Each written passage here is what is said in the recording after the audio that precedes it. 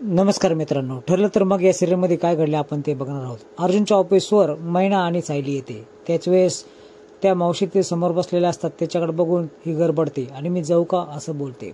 चपलाच आपण नंतर बघूया असं ती बोलते।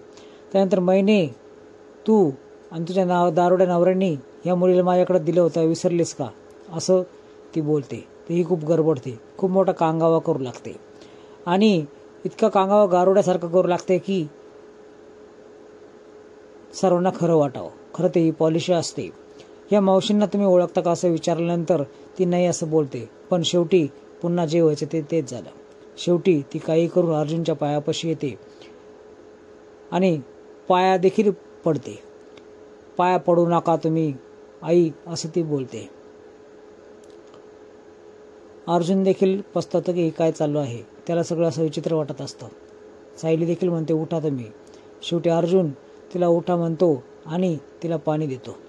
पाणी दिल्यावर ती थोडीफार शांत होती। विश्वास आहे तुमच्यावर असं ती बोलते। इकडे अर्जुन लगेच पोलिसांना कॉल करतो आणि त्या बाईला आतमध्ये देतो। इकडं तन्वी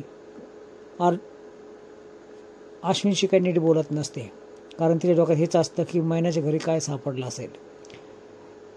अश्विनला ती उलटसुलट उत्तर देते। अश्विनने कधी नव्हत कॉफी सांगितली, ती कॉफी देखील तो देत नाही। काही बिनसला आहे का तो विचारतो, पण काहीच उत्तर मिळत नाही।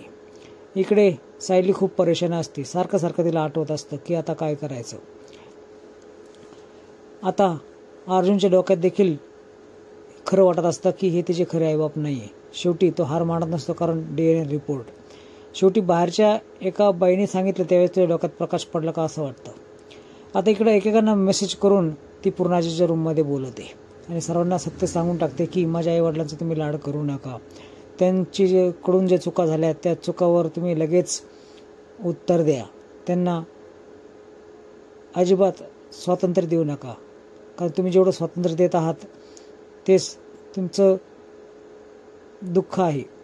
इकडे सायलीचं आणि सगळ्यांचं बोलणं बाहेर ही ऐकत असते तन्वी। आता इकडे अर्जुन चैतन्याला कॉल करतो आणि चैतन्याला म्हणतो की आपल्याला पोलीस स्टेशन जायचं आहे। त्याच वेळेस तो बोलतो की पेडणेकरच्या केससाठी जायचं आहे, त्यावेळेस अजून एका केसाचं काम आहे असं तो चैतन्याला सांगतो। त्यानंतर तू कधी लग्न करू नको असं तो बोलतो।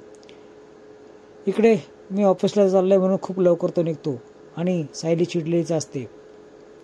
चैतन्य आणि अर्जुन पोलीस स्टेशनमध्ये येतात। त्यावेळेस स्वतःची चौकशी केल्यावर त्यांनी काय केलं आहे असं विचारल्यानंतर ते सांगतात की दारू पिऊन धिंगाणा केला।